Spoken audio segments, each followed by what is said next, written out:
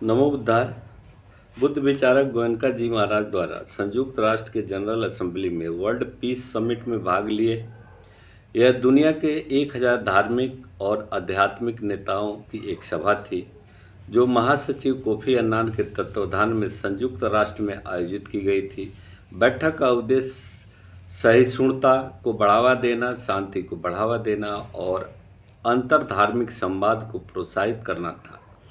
कई अलग अलग दृष्टिकोणों के प्रतिनिधित्व के साथ असहमति की संभावना प्रबल थी। प्रतिनिधियों के समक्ष अपनी प्रस्तुति में गोयनका जी ने इस बात पर प्रकाश डालने की कोशिश की उनमें और सभी आध्यात्मिक पथों में क्या समानता है। सार्वभौमिक धर्म उनकी टिप्पणियों का बार बार तालियों से स्वागत किया गया।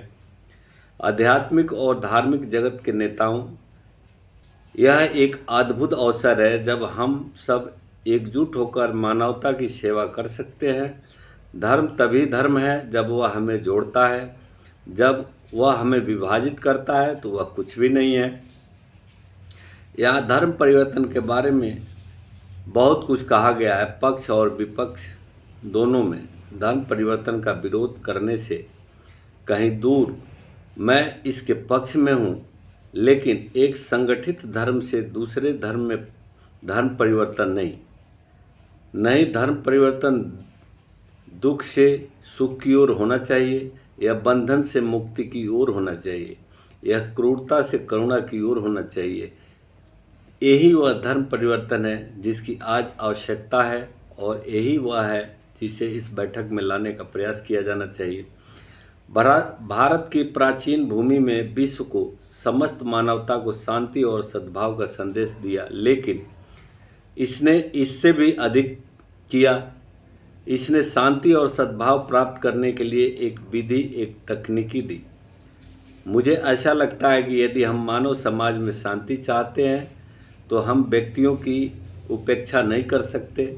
यदि व्यक्ति के मन में शांति नहीं है तो मुझे समझ में नहीं आता कि विश्व में वास्तविक शांति कैसे हो सकती है। यदि मेरा मन अशांत है तो हमेशा क्रोध, घृणा, दुर्भावना और शत्रुता से भरा रहता है, तो मैं विश्व को शांति कैसे दे सकता हूँ? मैं नहीं दे सकता, क्योंकि मेरे पास स्वयं शांति नहीं है। इसलिए प्रबुद्ध व्यक्तियों ने कहा है, पहले अपने भीतर शांति खोजो। व्यक्ति को यह जांचना होगा कि क्या वास्तव में उसके भीतर शांति है। दुनिया की सभी ऋषियों, संतों और दृष्टाओं ने सलाह दी है, अपने आप को जानो। इसका मतलब है कि सिर्फ बौद्धिक स्तर पर जानना या भावनात्मक या भक्ति स्तर पर स्वीकार करना नहीं, बल्कि वास्तविक स्तर पर अनुभव द्वारा महसूस करना। जब आप अपने बारे में अपने भीतर अनुभवात्मक स्तर पर सत्य का अनुभव करते हैं तो जीवन की समस्याओं का समाधान मिल जाता है। आप सार्वभौमिक नियम, प्रकृति के नियम को समझने लगते हैं, या यदि आप चाहें तो सर्वशक्तिमान ईश्वर के नियम को। यह नियम सभी पर लागू होता है। जब मैं क्रोध, घृणा, दुर्भावना या शत्रुता उत्पन्न करता हूँ तो मैं अपने क्रोध का पहला शिकार होता हूँ। मैं अपने भीतर उत्पन्न की गई घृणा या शत्रुता का पहला शिकार होता हूँ। पहले मैं खुद को नुकसान पहुंचाता हूं और उसके बाद ही मैं दूसरों का नुकसान पहुंचाना शुरू करता हूं। यह प्राकृतिक नियम है। अगर मैं अपने भीतर देखूं तो पाता हूं कि जैसे ही मन में कोई नकारात्मकता पैदा होती है, एक शारीरिक प्रतिक्रिया होती है। मेरा शरीर गर्म हो जाता है और जलने लगता है, धड़कन और तनाव होने लगते हैं। मैं दुखी हूँ। जब मैं अपने भीतर नकारात्मकता पैदा करता हूँ और दुखी होता हूँ तो मैं दुख को अपने तक ही सीमित नहीं रखता, बल्कि इसे दूसरों पर भी डालता हूँ। मैं अपने आसपास के पूरे वातावरण को इतना तनावपूर्ण बना देता हूँ कि जो कोई भी मेरे संपर्क में आता है वह भी दुखी हो जाता है। हालांकि मैं शांति और खुशी की बात करता हूँ, लेकिन शब्दों से ज़्यादा महत्वपूर्ण यह है कि मेरे भीतर क्या हो रहा है। जब मेरा मन नकारात्मकता से मुक्त होता है तो फिर से नियम काम करना शुरू कर देता है।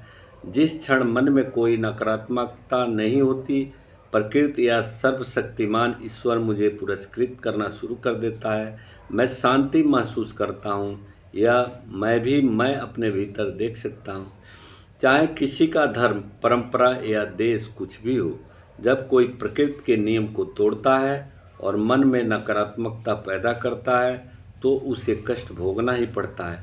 प्रकृति स्वयं दंड देती है। जो लोग प्रकृति के नियम को तोड़ते हैं वे यहीं और अभी अपने भीतर नरक की पीड़ा महसूस करना शुरू कर देते हैं। वे अभी जो बीज बोते हैं वह नरक का बीज है और मृत्यु के बाद जो उनका इंतजार करता है वह नरक की आग के अलावा और कुछ नहीं है। इसी तरह प्रकृति के नियम के अनुसार यदि मैं अपने मन को शुद्ध, प्रेम और करुणा से भरा रखता हूँ तो मैं यहीं और अभी अपने भीतर स्वर्ग का राज्य का आनंद लेता हूँ। मैं जो बीज बोता हूँ उसका फल मृत्यु के बाद स्वर्ग या राज्य होगा। इससे कोई फर्क नहीं पड़ता कि मैं खुद को हिंदू, मुसलमान, ईसाई या जैन कहता हूँ। मनुष्य मनुष्य है, मानव मानव है। मन की अशुद्धता से मन की शुद्धता की ओर परिवर्तन की आवश्यकता है। यह परिवर्तन लोगों को अद्भुत तरीकों से बदल देता है। यह कोई जादू या चमत्कार नहीं है। यह मन और पदार्थ के बीच की अंतःक्रिया को देखने का एक शुद्ध विज्ञान है। कोई व्यक्ति यह जांचता है कि मन किस तरह भौतिक शरीर को प्रभावित करता रहता है और शरीर किस तरह मन को प्रभावित करता है। धैर्यपूर्वक अवलोकन करने से प्रकृति का नियम इतना स्पष्ट हो जाता है। जब भी कोई मानसिक नकारात्मकता उत्पन्न होती है तो वह पीड़ित होने लगता है और जब भी कोई नकारात्मकता से मुक्त होता है तो वह शांति और सद्भाव का आनंद लेता है। आत्म अवलोकन की इस तकनीकी का अभ्यास कोई भी व्यक्ति कर सकता है। प्राचीन काल में भारत में ज्ञानी द्वारा सिखाई गई यह तकनीक दुनिया भर में फैली। आज भी विभिन्न समुदायों, परंपराओं और धर्मों के लोग आकर इस तकनीक को सीखते हैं और वहीं लाभ प्राप्त करते हैं। वे खुद को हिंदू, बौद्ध, मुस्लिम या ईसाई कह सकते हैं। इन लेबलों से कोई फर्क नहीं पड़ता।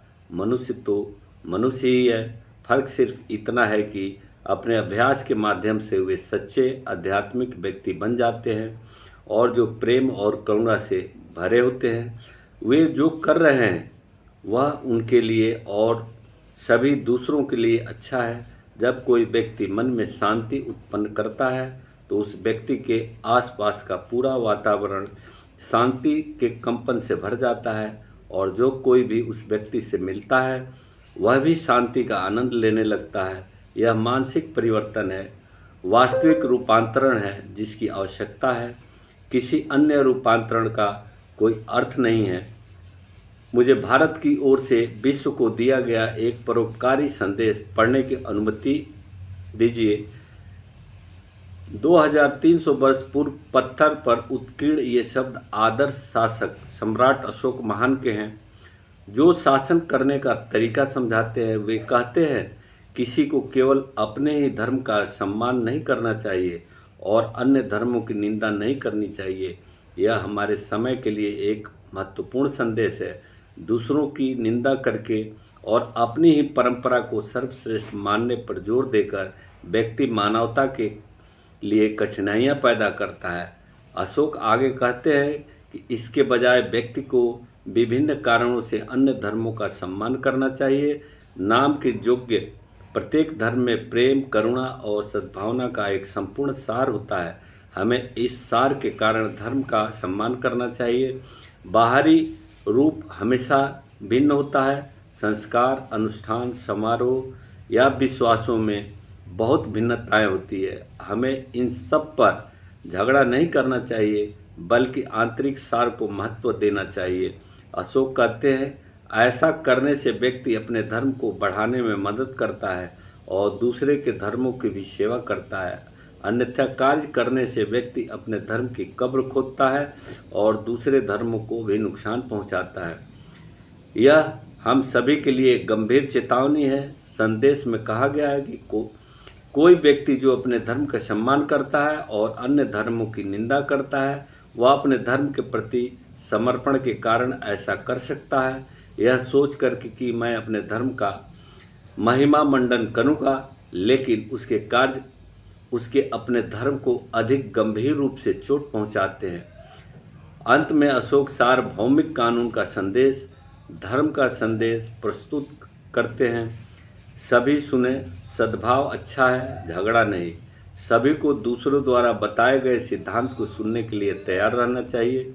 असहमति और निंदा करने के बजाय हमें हर धर्म की शिक्षा के सार को महत्व देना चाहिए। तब वास्तविक शांति और वास्तविक सद्भाव होगा।